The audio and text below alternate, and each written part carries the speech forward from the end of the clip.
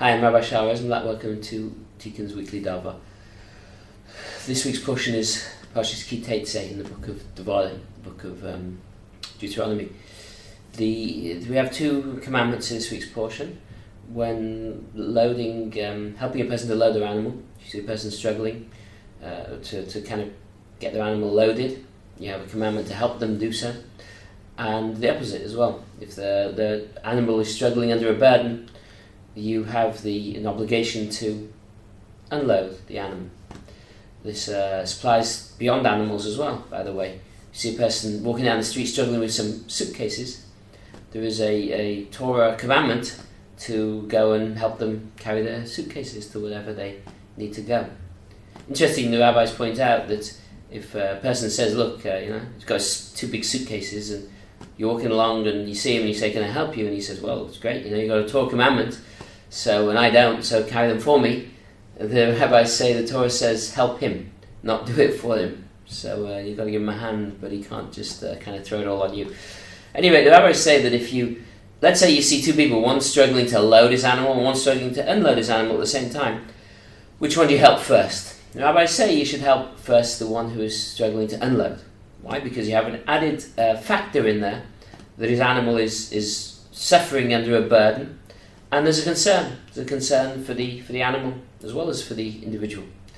This concept of tsar balei chayim, of not causing pain to an animal, is a significant one in Judaism. It's an important idea. Animals are there for us to use, by all means, but not to abuse. And that is an important distinction. The rabbis tell us that we have permission to use animals for human needs, for transport, for food, for clothing, for agriculture, whatever it might be. But and when we do so, we actually do the animal a favour in Jewish thinking. The animal is now, instead of living a meaningless, mundane, robotic existence, it now has the ability to play a role in God's larger plan for the universe.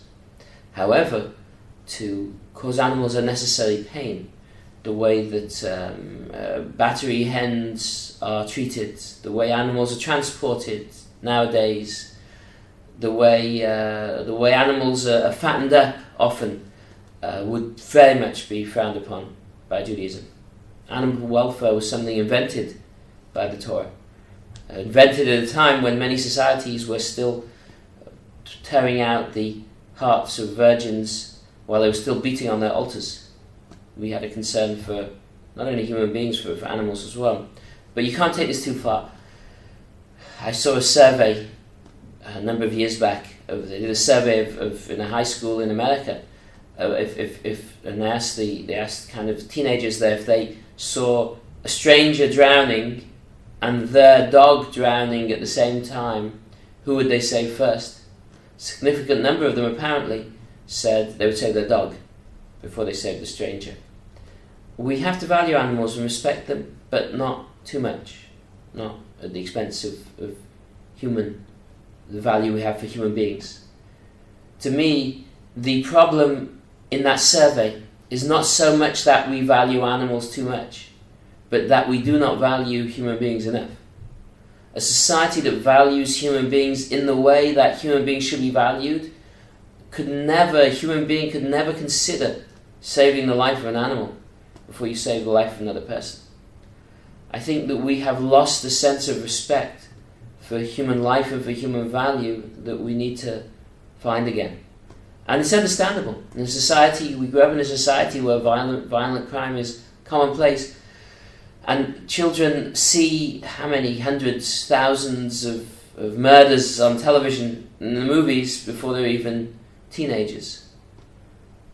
We need to find a balance here. We need to tip the balance back towards valuing human beings again, towards seeing them as beings created in God's image, and to feel that sense of value and appreciation and respect for each other.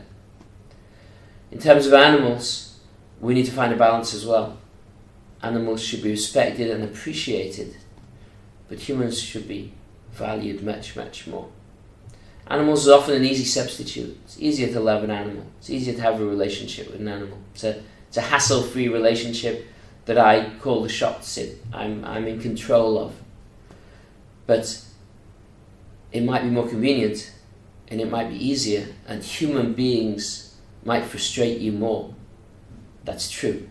But at the end of the day, it's human beings that are the beautiful and wonderful creatures whose soul is created in the image of God, and not animals.